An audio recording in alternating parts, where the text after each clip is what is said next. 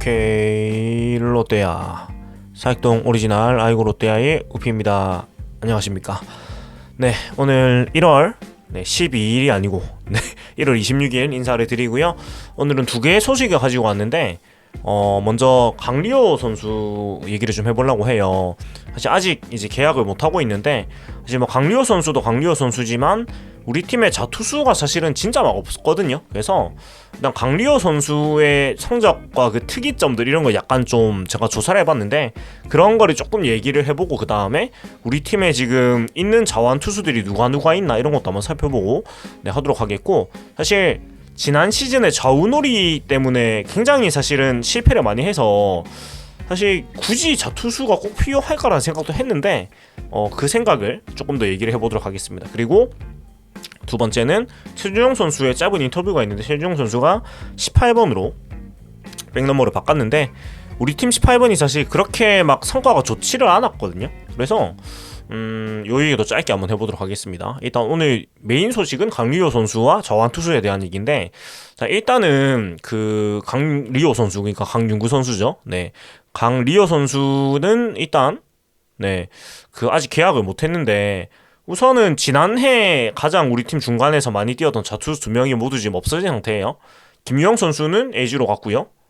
강리호 선수는 아직 계약을 못했고 뭐 그런 상태인데, 사실은 지난해 연봉 7,300만원과 큰 차이가 없는 제안을 롯데에서는 던졌다고 하고, 강리호 선수는 대답을 이제 못하고 이제 기다리고 있는 상황이라고 하는데, 사실은 타팀 이적에 대한 가능성은 크게 없는 상황이라고 보이죠, 누가 봐도. 네, 그래서 이제 강리호 선수가 이거 받아들이느냐 아니면 도저히 안 되겠다고 이제 다른 생각을 하느냐 뭐 그런 차이인데, 근데 이 강리호 선수가 없으면 팀에 진짜 자원 투수가 없긴 해요, 불펜에. 왜냐면 김진욱 선수가 제일 뭐 기대를 받는 자원이긴 한데, 일단 선발 자원으로 구분이 되어 있고 그렇게 육성을 하고 있고, 저도 김진욱 선수는 선발로 가는 게 더 맞다고 생각을 하고요.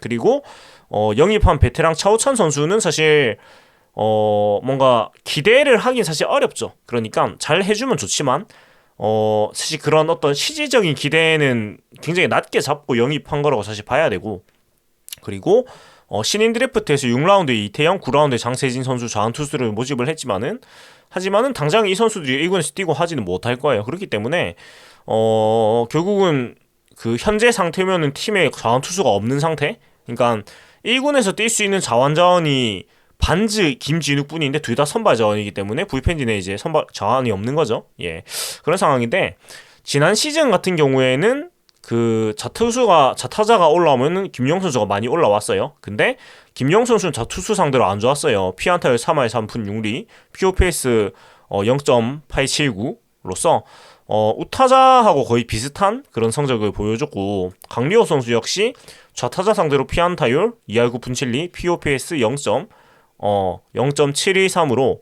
우타자 상대 피안타율 이제 2할 4푼, POPS 0.681보다 오히려 더 안 좋았습니다. 그래서 자원으로인 실패로 기계될 경우가 많았다, 거의 기사에서는 얘기를 하고 있고, 근데 팀 전체로 봤을 때도 좌타자 상대로 피안타율이 2할 9푼 3리 피안타율, POPS 0.809로 안 좋았단 말이에요. 근데 이 기사에서 조금 더 우리가 깊이 들어가서 생각해봐야 될 게 뭐가 있냐면, 일단은 강리호 선수는 특히 원포인트 릴리프에 가깝게 출전을 했는데, 상대하는 좌타자들이 우타자들보다 상대적으로 강한 선수를 많이 만났을 거예요. 그렇기 때문에 좌타자 상대의 성적이 조금 떨어지는 건 어쩔 수 없는 것도 있긴 합니다. 물론 좌타자를 잡으러 나온 선수긴 하지만. 그래서 지난 시즌에 강리호 선수의 성적을 제가 조금 더 깊숙하게 들여다봤어요. 어떤 좀 재밌는 부분이 있을까. 예, 그래서 제가 조금 찾아봤는데 요런 성적이 나옵니다. 일단 강리호 선수는 22년 7월에 그 트레이드로 왔는데, 22년 신인 드래프트 2차 4라운드로 이제 오게 됐고,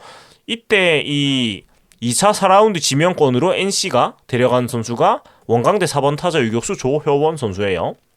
그 U23 대표로도 뛴 뭐 그런 선수인데, 뭐 앞으로 이 선수가 어떻게 뭐 성장할지 모르겠지만 일단은 그런 반대급부를 주고 데려온 선수예요. 그래서 뭐 시간이 지나고 보니까 결국 원광대 4번 타자 유격수 조효원 선수 대신에 강리호 선수를 택한 셈이 됐죠. 물론 뭐 우리 팀이 이 지명권을 갖고 있었다면 다른 선수를 뽑았을 수도 있겠지만, 그래서 일단 강리호 선수의 2022년 시즌 성적은 이렇습니다. 29경기 21.1이닝, 네, 그다음에 25개의 피안타와 0개의 피홈런, 6보이넷 049 27 삼진인데 여기서 단연 눈에 띄는 거는 되게 재밌는 게 22.1이닝이고 25피안타인데 홈런은 한 개도 안 맞았고요. 근데 볼넷은도 6개밖에 안 내줬는데 삼진은 27개 잡았어요. 그러니까 일단은 그 볼 3비로 봤을 때는 6, 4, 4, 5, 27 탈삼진이니까 상당히 성적이 좋습니다. 이것만 봤을 때는.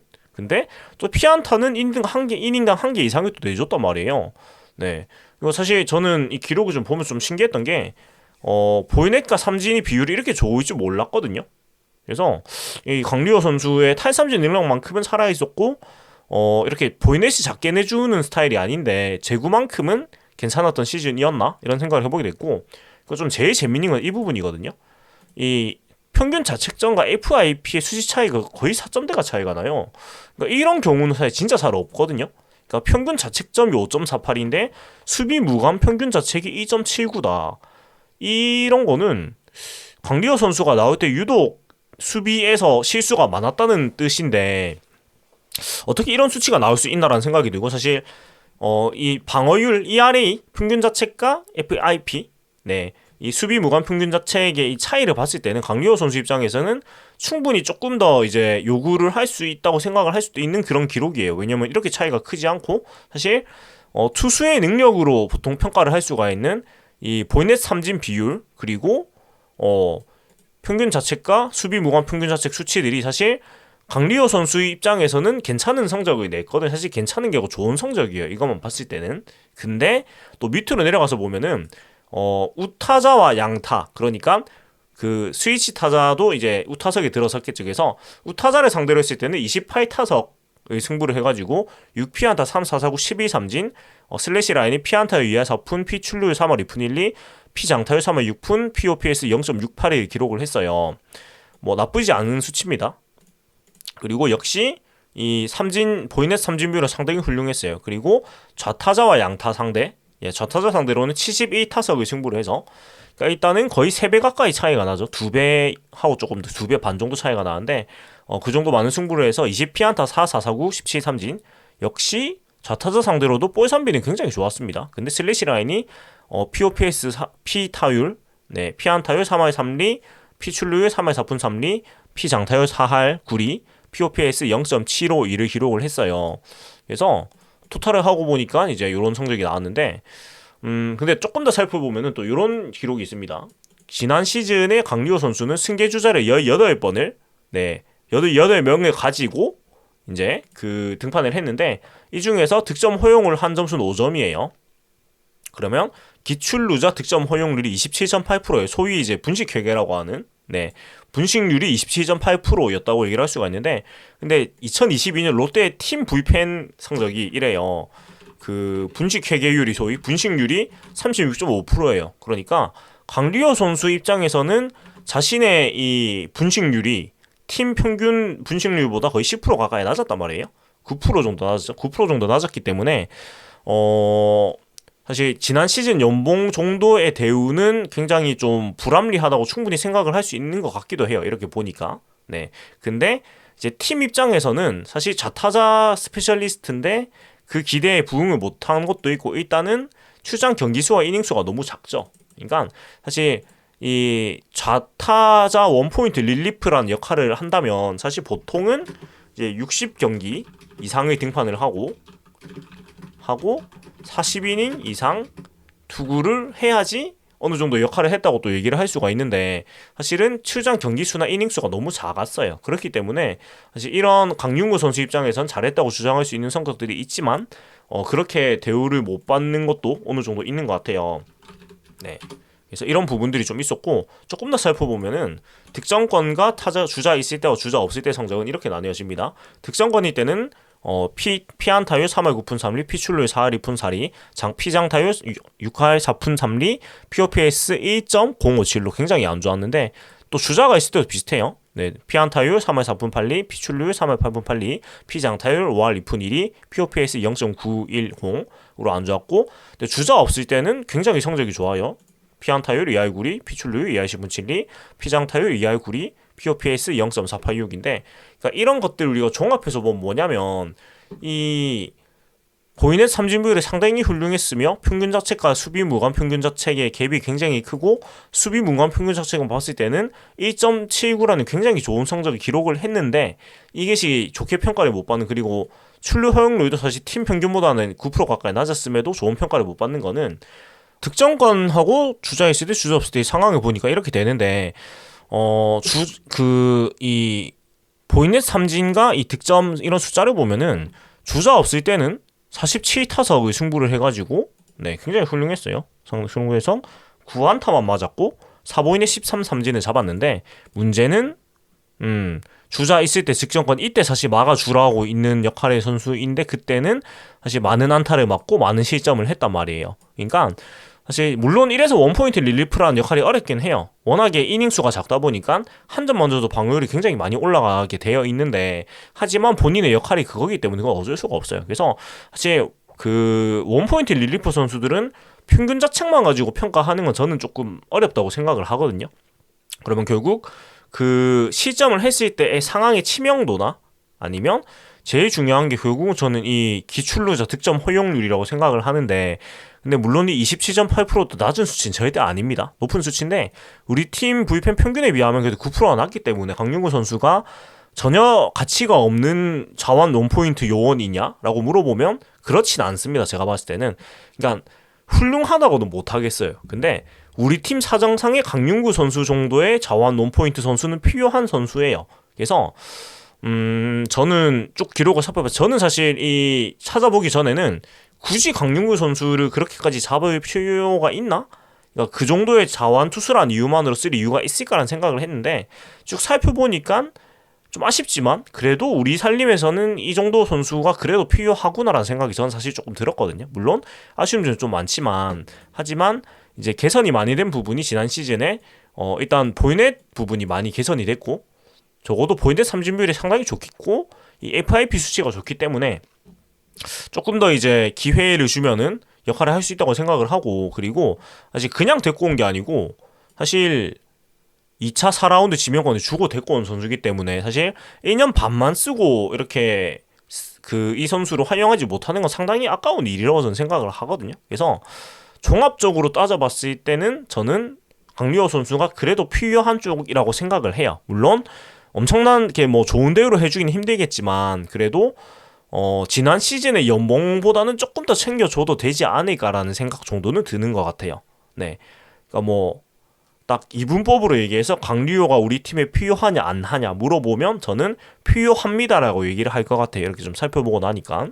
네, 그래서 조금 더 세부적인 성적들을 뒤벼보니까 지난 시즌 강리호 선수가 이런 활약을 했었다라는 거 우리가 좀 살펴볼 수 있는 것 같고, 그러면 얘기를 하다 보니까 좀 궁금해진 것이 그 리그에서 가장 훌륭한 원포인트 릴리프 요원이었던 김대유 선수가 있죠. 네, 김대유 선수의 성적을 한번 좀 살펴볼게요. 일단 김대유 선수는 제가 좀 찾아보면서 얘기를 드릴 텐데, 일단 원포인트니까 그 유형별로 보는 게 가장 중요할 것 같아요.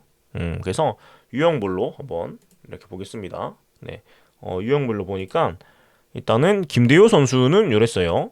우타자 상대로 60타석을 이제 상대를 했는데 14만타를 맞았고 3, 4구 6보이넷 3, 4구, 고의 사구 1개, 12삼진. 그래서 슬래시 라인이 피안타율 2할 6푼 5리, 피출률 3할 6푼 7리, 피장타율 3할 5푼 3리, POPS 0.720이었고 좌타자 상대로는 사실 김대우 선수는 자완 사이드암이기 때문에 훨씬 더 강한데 112타석을 나가가지고 112타석 승부에서 23피안타 4이루타 뭐 이렇게 쭉 했고 24삼진 보이넷 9개 4구 5개를 기록을 했어요. 그리고 슬래시 라인은 타율 피안타율 2할 4푼, 피출루에 3할 3푼 6리, POPS 3할 5푼 4리, 피장타율 3할 5푼 4, POPS 0.691을 기록을 했는데 이렇게 보니까 사실 강용구 선수가 POPS가 좌타자 상태로 0.752를 기록을 했는데 김대호 선수가 0.691이란 말이에요. 물론 0.06 차이가 작은 차이는 아니지만 사실 지난 시즌 가장 좋았던 자완 원포인트라고 할 수 있는 김대호 선수하고 또 그렇게 되게 많은 차이가 나는 건 사실 또 아니거든요. 성적을 보면은. 네. 그리고 FIP 수치로 보면 더 재밌는 것이 김대호 선수는 방어율 평균 자책이 2.27이었어요. 근데 FIP는 3.69였어요. 그러니까 잠실이라는 홈 구장에 버프도 있고 LG 수비진의 도움도 받았다고 볼 수가 있어요. 그러니까 FIP만 봤을 때는 강기호 선수가 훨씬 더 훌륭한 성적을 냈습니다. 네. 그래서 이런 것들을 보고 그리고 다음에 보이넷 삼진 비율 보면은 김대호 선수는 15개 보이넷과 사구 3개, 사구 8개. 그러니까 사사구가 고의 사구를 빼도 23개였어요. 그리고 삼진 36개니까 보이넷 삼진 비율도 사실 강기호 선수보다 훨씬 안 좋거든요. 그리고 59경기 출장에 39.2이닝 아까 말씀드렸던 그 기준에 거의 도달을 했죠. 네. 그렇게 했는데 그러니까 이렇게 다 따지고 보면은 사실 김대유 선수보다 강리호 선수가 되게 나쁜 원포인트 릴리프였냐? 딱히 그렇지 않단 말이에요. 이렇게 성적을 조금 살펴보니까. 그리고 그 분식률, 그러니까 승계주자 시점 허용률도 보면은 지난 시즌 굉장히 좋았네요. 이 김대호 선수는 24번 중에 3번만 실점을 해 12.5%인데 22년 시즌은 39번 중에 10번 25.6%. 뭐 이렇습니다. 그러니까 사실 김대호 선수가 22년에 굉장히 좋은 활약을 했고 22년에 더 좋은 활약을 했다고 얘기를 하는데 사실은 이 원포인트 선수는 제일 중요한 게 저 승계주자 허용률인데 22년 시즌 25.6%였단 말이에요. 근데 강리호 선수가 27.8%였어요. 막 나쁘지 않았단 말이죠. 김대호 선수와 비교했을 때도. 네. 그러면 제가 계속 얘기하는 이 기출루자 득점 허용률 이게 영어로 표기하면 REL%라고 나와 있는데 이 강리호 선수가 지난 시즌에 기록한 27.8%가 리그에서 어느 정도 위치의 기록인지를 좀 살펴봅니다. 살펴보면은 생각보다 강리호 선수가 지난 시즌 물론 표본이 작습니다만 괜찮은 자원 몸포인트였다는 생각을 조금 더 하게 되거든요. 왜 그러냐면 일단은 1등이 김재현 선수인데 11.1%였어요. 그래서 쭉 내려가다 보면 물론 일단 LG가 불펜이 워낙 좋았기 때문에 다 이제 상위권에 차지하고 있고 우리 팀에서 가장 좋았던 승기주자 허용률 가진 선수는 최준용 선수였어요. 19.4%. 그래서 조금 더 이 표본을 더 확대해서 이닝 상관없이 보니까 쭉쭉쭉쭉 이제 그 불펜 투수들이 있는데 우리 팀 순서로 보면은 일단은 우리 팀 기준에서 가장 이 분식률이 작았던 선수는 서준호 선수였습니다. 29번 중에 5번 실점 77.2%. 네, 그리고 최주영 선수 31번 중에 6번 19.4%. 다음에 김도규 선수 35번 중에 8번 20.9%. 네, 그 다음에 김원중 선수가 12번 중에 3번 25%. 그리고 그 다음이 강윤구 선수예요. 강유호 선수예요. 15번 중에 18번 중에 5번 27.8%. 그리고 그 뒤에 있는 게 구승민 선수예요. 31번 중에 9번 29% 이렇게 쭉쭉 되는데 그러니까 지금 제 입에서 나온 이름들 보면은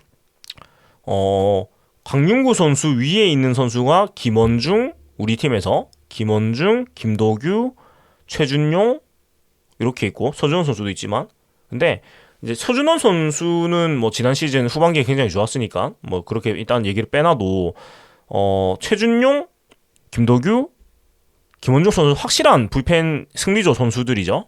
그리고 조금 밑에 있는 구승민 선수는 뭐 말할 것도 없는 필수적 선수입니다. 그러니까 이 원포인트한테 가장 중요하다고 하시는 득점 허용률만 생각했을 때는 네 강리호 선수가 우리 팀에서 네 번째에 들어가는 불펜 선수였던 거예요. 이 수치만 봤을 때 서준원, 최준용, 김도규, 김원중 다음에 이거 5번째겠네. 네 5번째가 되겠습니다.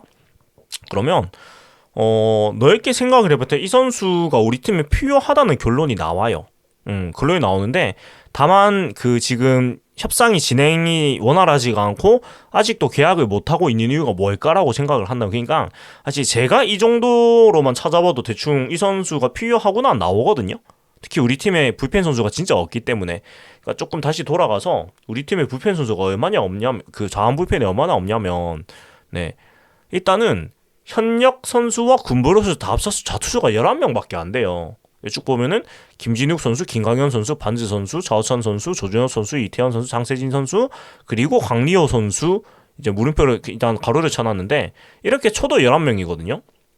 그리고 이까지가 있고 밑에 이제 군보류 선수가 김동혁, 홍민기, 박재민, 송재영 이렇게 4명이 있는데 그러니까 이 선수들을 다 합쳐야지 4명, 5명, 6명, 7명, 8명, 9명, 10명, 11명 11명이고 강리호 선수까지 있어도 12명밖에 안 돼요. 근데 이 중에서 사실상 1군에서 뭔가 보여준 게 있는 선수는 강리호, 김진욱, 반즈, 차우찬, 뭐 이 정도밖에 없고 김진욱 차우찬 선수는 김진욱 반지 선수는 선발 요원이고 차우찬 선수는 뭔가 아직 몸 상태에 대해서 확신이 없는 상태이고 그다음에 군보르 선수들은 일단 전력을 이때 뭐 4월, 5월, 김동혁 4월, 홍민기 5월, 박재민 11월, 송지영 11월에 하는데 그나마 1군에서 모습을 본 사람들이 제 기억에는 홍민기 선수, 송지영 선수 정도인데 송지영 선수는 뭐 11월에 전역하니까 의미가 없고요.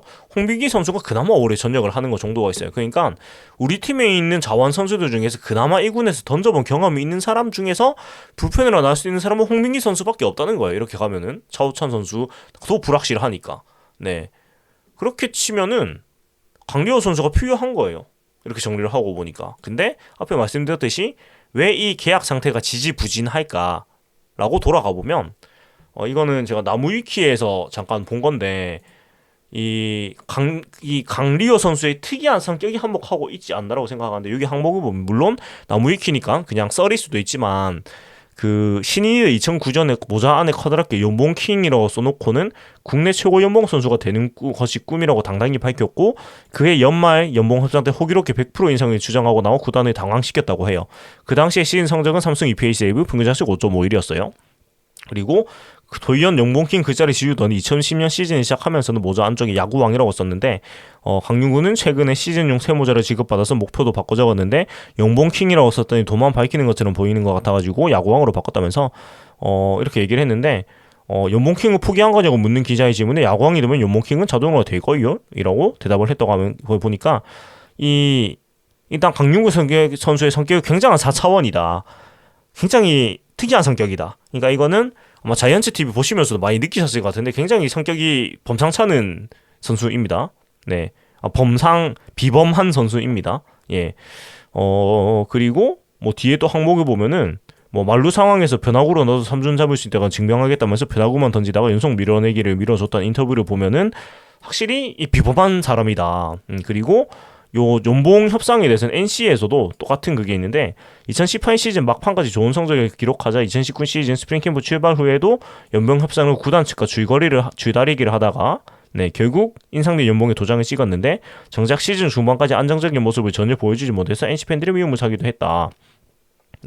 그래서 이런 걸 봤을 때 연봉 협상이나 이런 거에 있어가지고 대단히 사실 오랫동안 협상을 한 스타일이고 자기의 이런 권리나 그런 것들을 굉장히 깐깐하게 따지는 스타일인 것 같아요. 이것만 봤을 때는. 그리고 그러니까 사실 제가 쭉 말씀드렸지만 그렇다고 그런 근거가 없는 것도 아니거든요. 강리호 선수의 작년 성적을 쭉 살펴보니까. 그러니까 이런 FA 계약을 할 때 내가 그렇게 막 그 연봉 계약 수준의 그거보다는 더 받을 만한 성적을 냈다고 본인이 생각을 할 수 있어요. 충분히. 성적을 제가 쭉 정리를 해서 보니까. 그리고 요 비범한 성격까지 합쳐지면서 그래서 그런 게 아닐까 싶어요. 그러니까 사실 상황이 강리호 선수가 다른 팀에 갈 수 있는 상황은 사실상 아닌 걸로 보인단 말이죠. 모두가 생각하시듯이. 근데 본인 생각했을 때는 작년에 이런 세부 성적들을 보니까 그렇게 나쁘지 않았고 팀에서 불펜으로서 위치가 제가 아까 말씀드렸잖아요. 분식 회계율, 그러니까 승계주자 시점 허용률에서는 팀에서 5번째라고. 불펜 중에서.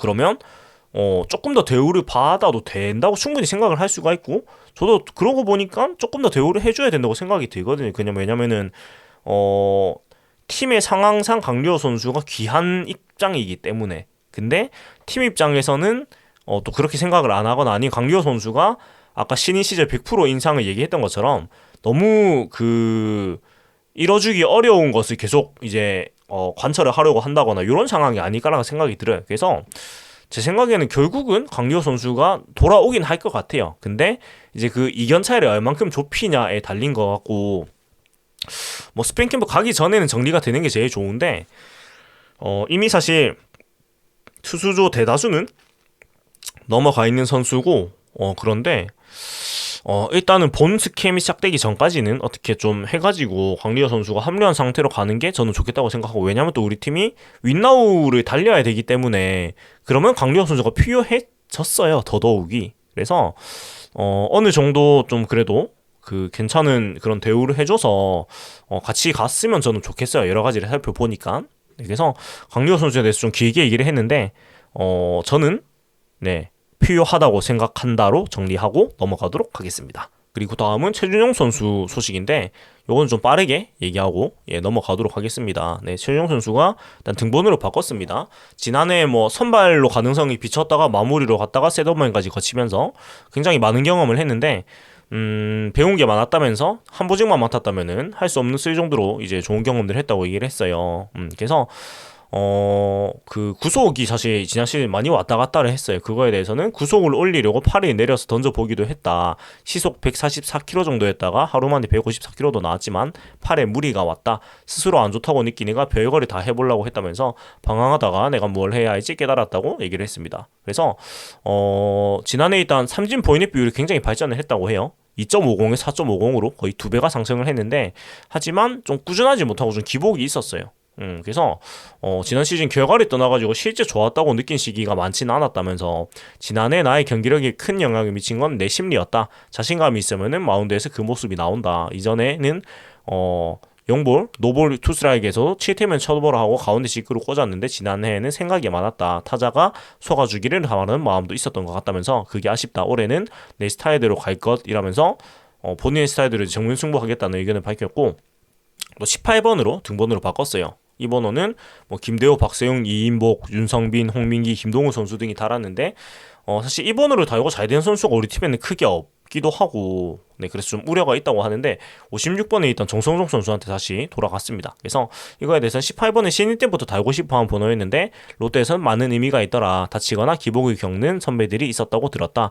그래서인지 선배들도 말리더라. 난 한번 깨보려고 한다. 동기부여가 많을수록 잘해야 할 이유도 느는 것이라고 하면서 구승민 형은 늦지 않았으니 바꾸라고 하지만 난 도전을 좋아한다. 만에 하나 실패하더라도 얻는 게 있을 것이고 동기부여가 강하니까 잘할 수 있을 것이라고 자신있게 얘기를 했다고 합니다. 일단 18번 최준용 선수가 좀 잘 어울리고 멋있는 것 같긴 합니다. 일단 사실 이 18번이 뭐 어감적인 측면도 있고 또 손동열 선수의 등번호다 보니까 워낙 그런 뭐라고 해야 될까? 특히 불펜 투수한테 굉장히 그런 어울리는 특히 그런 손동열 선수처럼 압도적인 그런 이미지가 아무래도 생각이 나게 되는 것 같아요. 네, 물론 국내에선 뭐 손동열 선수가 선발로 많이 뛰었지만 뭐 중무리로 더 많이 뛰었기 때문에 뭔가 경기를 마무리하는 선수의 이미지 그런 게 18번 넘버에 우리나라에서는 있을 수밖에 없는 것 같은데 아무튼 뭐 번호에 대한 이런 징크스는 사실은 뭐 어떻게 보면 우연의 H이기 때문에 또 18번을 달고 잘하면 좋을 것 같고 사실 그 최준용 선수가 등번호가 56번일 때 이거를 달고 내가 뛰었기 때문에 이 유니폼 판 팬들이 있기 때문에 함부로 바꿀 수 없다고 지난 시즌 얘기했던 기억이 살짝 있는데 하지만 또 뭐 유니폼이야 새로 사면 되죠. 팬들이야 뭐 18번 달고 잘하면 되는 거니까 뭐 저는 개인적으로는 56번보다 18번이 더 잘 어울리는 것 같습니다. 그래서 18번 최준용 선수의 또 활약을 기대를 해보면서 오늘 소식을 좀 마무리해보도록 할게요. 오늘 뭐 강리호 선수 얘기를 굉장히 길게 했는데 이렇게 사실 스태티즈라는 이 훌륭한 사이트를 통해서 일반 팬들도 이런 세부 데이터를 보고 좀 생각해 볼 수 있는 거 되게 좋은 시대인 것 같아요. 그래서 좀 재밌는 것 같고 또 다음 내일도 또 재밌는 소식들이 있으면 좀 취합해가지고 또 소개해 드리도록 하겠습니다. 지금까지 사익동 오리지널 아이고 롯데아이의 우피였고요. 재밌게 보셨다면 구독과 좋아요 부탁드리면서 인사드리겠습니다. 하나 된 힘 롯데 자이언츠.